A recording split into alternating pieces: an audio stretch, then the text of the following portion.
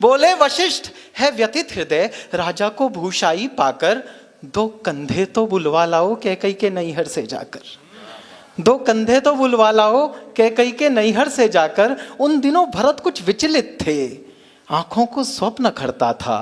कारण तो ज्ञात नहीं था, पर मन के भीतर कुछ गड़ता था। गहरे संबंधों में प्रतिपल एक तार जुड़ा ही रहता है। तन दूर रहे फिर भी मन से परिवार जुड़ा ही रहता है। बहुत अच्छे, क्या बात है।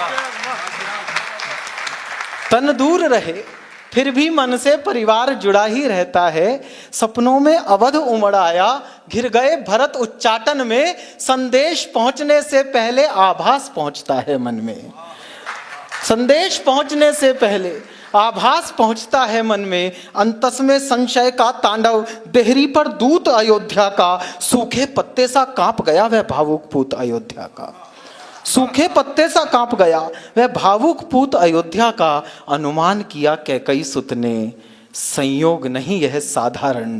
पहले तो पूछा कुशल क्षेम, फिर पूछा आने का कारण। यह दूत कर्म था कठिन बहुत। वो दूत लंका से नहीं आया था, अयोध्या का दूत था, संवेदनशील था। यह दूत कर्म था कठिन बहुत। भीतर का शोक छिपाना था, मातम को मंगल कहना था, स्वामी को झूठ बताना था। घर नगर चतुर्दिक मंगल है, यह बात अधर जब कहते थे। पिंडलियां कंपन करती थी, आंसू भीतर को बहते थे। बहुत अच्छा, वाह वाह वाह वाह वाह, बहुत अच्छा, वाह। पिंडलियां कंपन करती थी, आंसू भीतर को बहते थे। हे राजकुंवर, गुरु आज्ञा से आया हूं तुम्हें बुलाने को।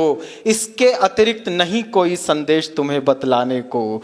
चल दिए भरत रिपुदमन सहित, निर्बाध दौड़ता था स्यंदन। स्यंदन की गति से आशंका और आशा का जारी था रण। जब किया प्रवेश अयोध्या में, गलियों में सन्नाटा देखा। संशय का ज्वार उमड़ आया और धीरज ने भाटा देखा। जब हम ननिहाल गए थे तब ऐसा नगरी का रंग न था। भरत सोच रहे हैं, जब हम ननिहाल गए थे तब ऐसा नगरी का रंग न था। हर चौखट इतनी मौन न थी और आंगन इतना दंग न था। जिस ओर भरत का रथ देखा, मुंह फेर खड़े हो गए लोग। कैकई सुत ने मन में सोचा, मैं मानुष हूं या महारोग। क्या बात है, वाह वाह वाह वाह। कैकई सुत ने मन में सोचा, मैं मानुष हूं या महारोग। सबकी आंखों में तिरस्कार, कैसा अनभिज्ञ अभागा हूं। जो सावन का सोया सोया सीधा पतझड़ में जागा हूं। वाह, बढ़िया, वाह। ऐसा लगता था खड़ा हुआ है शीश झुकाए राजभवन। दृश्य देख पाए तो देखना। ऐसा लगता था खड़ा हुआ है शीश झुकाए राजभवन। कैकई सुत से आंखें करता था दाएं बाएं राजभवन। केवल एक सूरत ऐसी थी जिस पर कणभर अवसाद न था। वैधव्य समाया था तन पर, चेहरे पर तनिक विषाद न था। वसनों का रंग उदास हुआ, सुना था गात कलाई का। कुमकुम सिंदूर विलुप्त हुए, मुख पर था भाव ढिठाई का। पुलकित होकर बोली कैकई, अभिनंदन हो स्वीकार भरत। पहले पितु की अंत्येष्टि करो, फिर ग्रहण करो दरबार भरत। अरे वाह वाह वाह वाह। पहले पितु की अंत्येष्टि करो, फिर ग्रहण करो दरबार भरत। मैं हुआ अनाथ, अयोध्या का सूरज यमपुर में डूब गया। ऐसे में मां का उत्स देखकर हृदय भरत का उब गया। ज्ञानी शब्दों से घटना का बस इंगित पाया करता है, भीतर का सच तो वक्ता का आचरण सुनाया करता है। बहुत अच्छा चिराग, बहुत अच्छा, वाह। ज्ञानी शब्दों से वाह, घटना का बस इंगित पाया करता है, भीतर का सच तो वक्ता का आचरण सुनाया करता है। आश्चर्य क्षुब्ध होकर टूटा, पीड़ा क्रोधित हो चीख पड़ी। माँ को हर्षित क्यों करती है रघुकुल की ऐसी शोक घड़ी। बोला, माँ ओछा लगता है यह तेरा हर्ष प्रफुल्लित मन। तूने ही तो दे दिया नहीं इस महाशोक को आमंत्रण। वाह वाह, क्या बात है, वाह चिराग, वाह।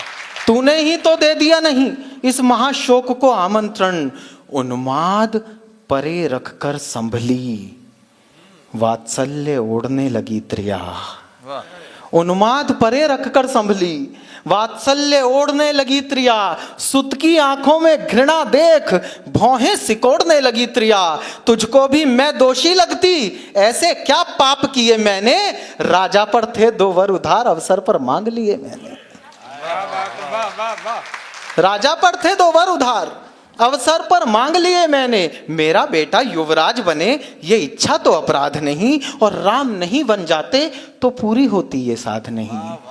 ये सुनते ही थम गए भरत, जम गई शिरा, खुल गए अधर, लगता था नमक छिड़क डाला कैकई ने जलते घावों पर। हर रोम लपट बन दहता था, पर्वत सा टूटा था सिर पर।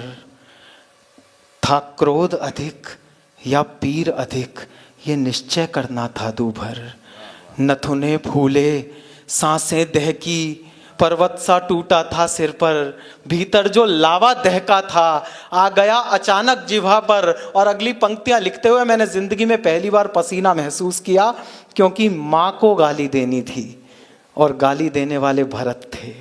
भीतर जो लावा दहका था आ गया अचानक जिह्वा पर।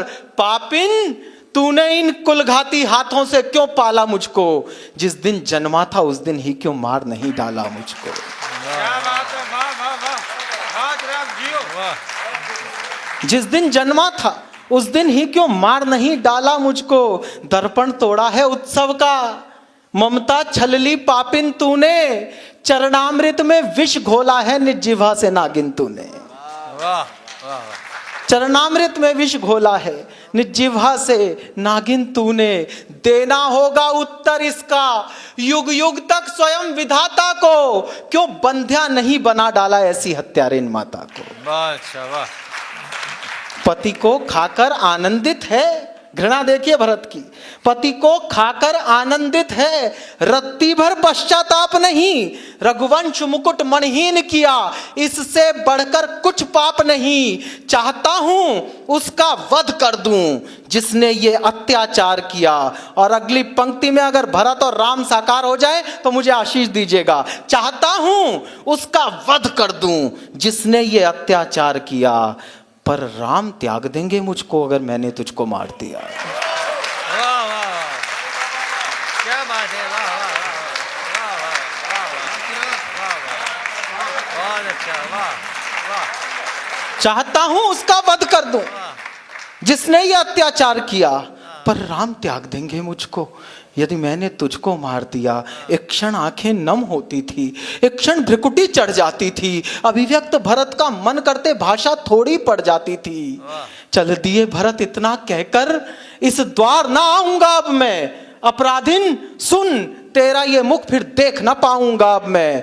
यहां तक आपके मन में कैकेयी के प्रति घृणा रही होगी, और अगली पंक्ति में मैं इस घृणा को करुणा में बदल दूं तो मुझे आशीष देकर विदा कीजिएगा। अपराधिन सुन तेरा ये मुख फिर देख ना पाऊंगा अब मैं, संतति के सुख की चाहत में नभधरा एक कर जाती है, पर बेटा अपमानित कर दे माता उस क्षण मर जाती है। बहुत अच्छा, वाह वाह वाह, बहुत अच्छा, वाह। पर बेटा अपमानित कर दे माता उस क्षण मर जाती है। सांसों के चलने पर करती संदेह रह गई कैकेयी, जब भरत देहरी लांग चले तब देह रह गई कैकेयी।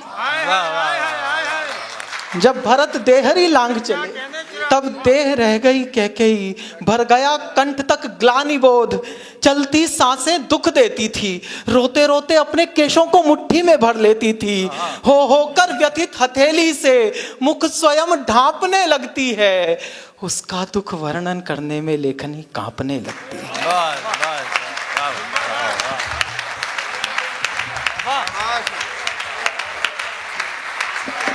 इस कविता के लिए खड़े हो जाइए आप।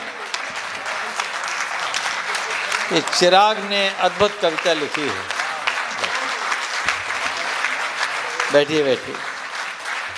राम कथा हमने सैकड़ों बार सुनी, नहीं हजारों बार सुनी, नहीं लाखों बार सुनी, और लगता है कि इतनी तरह से ये कथा बखानी जा चुकी है कि अब उसमें कोई आयाम बचा नहीं है।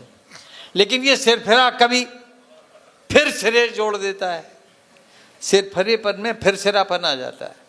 किसी भी कथा में जब फिर से सिरा ढूंढ ले कवि, तो वो कवि बड़ा हो जाता है। मैं चिराग आपको बहुत बहुत बधाई देता हूँ इस कविता के लिए, जिसमें आपने पुराण में प्राण भरे हैं और आज के कवि सम्मेलन को बहुत आगे और बहुत ऊंचा उठा दिया।